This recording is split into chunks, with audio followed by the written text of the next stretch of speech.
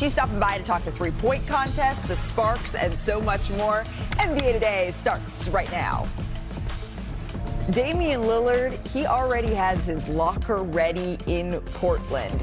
He agreed to a 3-year, $42 million contract to return to the Blazers after being waived by the Bucks earlier this month. The 9-time All-Star, he will likely miss the entire upcoming season, recovering from an Achilles injury, but he returns to the team that drafted him in 2012. And I love that they already had the locker room ready for his return. Our senior insider, Shams Charania, is here with more. Shams, there were a lot of teams interested in Damian Lillard. Beyond sort of the heartfelt story, who else was in the mix, and why did he ultimately choose to go back to Portland?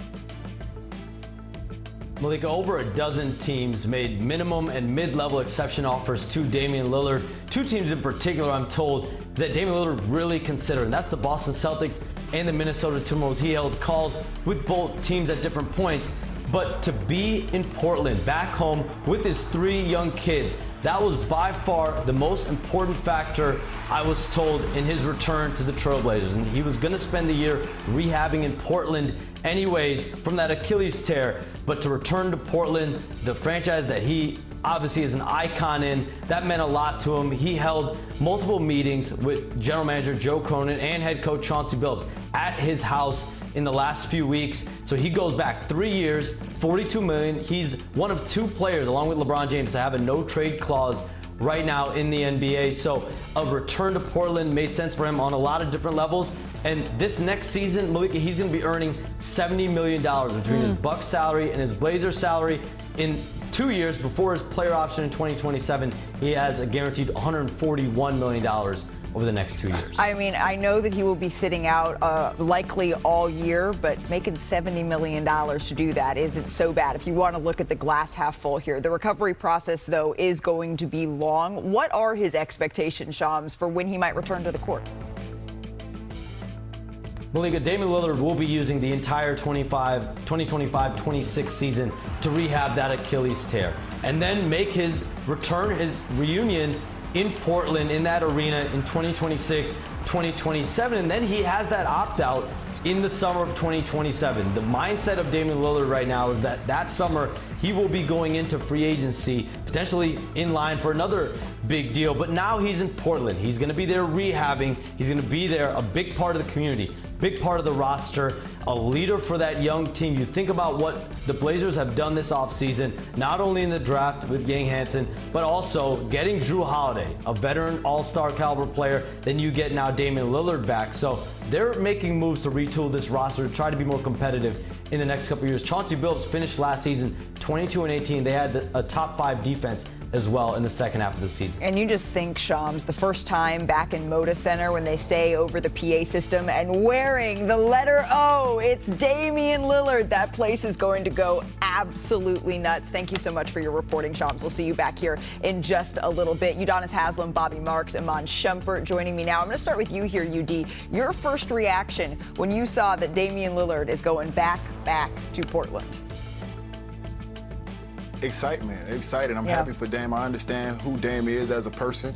I understand the things that are important to Dame. It's his love for his family and his loyalty to the city of Portland. He loves the city of Portland. He never really wanted to leave, but he wanted to put himself in a position where he could fight and contend for a championship.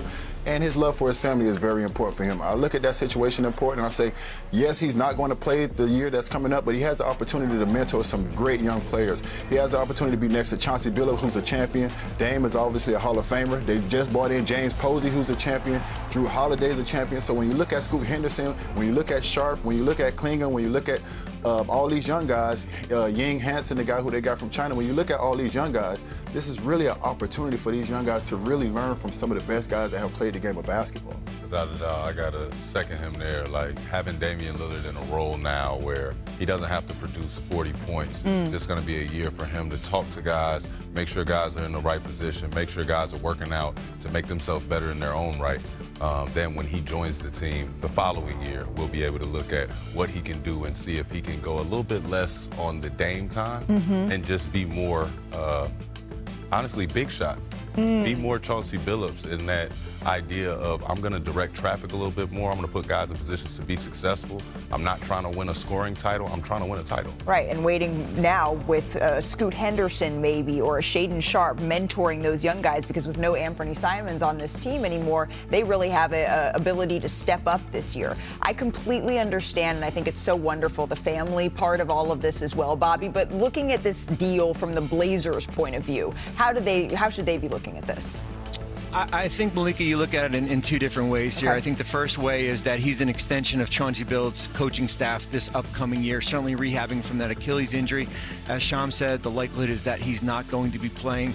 You've got all these young players, as Amon and UD has said, certainly Scoot Henderson and Shaedon Sharpe and Donovan Clingan. So for right now, it's the extension part as far as when he can get back healthy. And then the second part is then on the basketball court. How is the pairing with Drew Holiday work? How does that work next year? Most of this roster is intact for the 2026-27 season. Really, the only big free agent is Robert Williams. So you do bring back the nucleus of this roster. The other thing, too, Malika, when he left in 2023, that roster was not very good.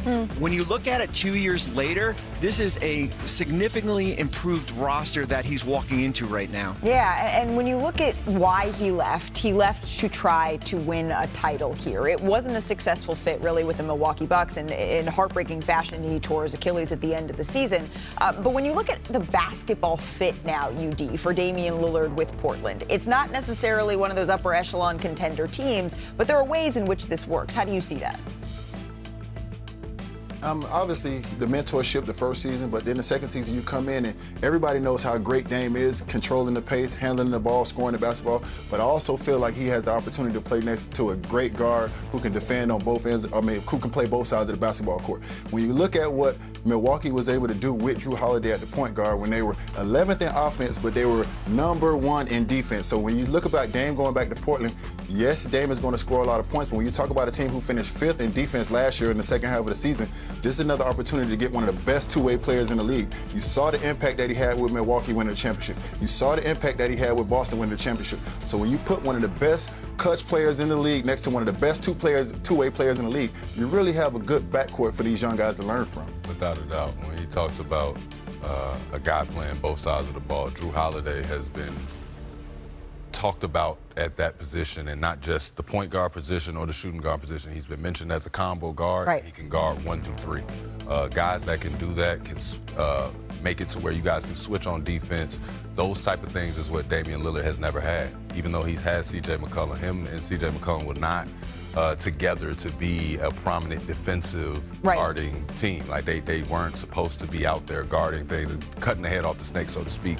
Drew Holiday has always prided himself on that, and he's also prided himself on being able to stand next to a superstar and say, this is where I fit in. The Portland Trail Blazers, they finished the end of last season 23-18, so they put together a little run there, really defensive-minded run where they were able to stack together a couple of wins here, and now they get the most famous Trailblazer in the history of the organization back. The letter O is back in Portland. It is Dame time, but over in Vegas, Blazers rookie Yang Hansen, he knows what time it is as well. So let's head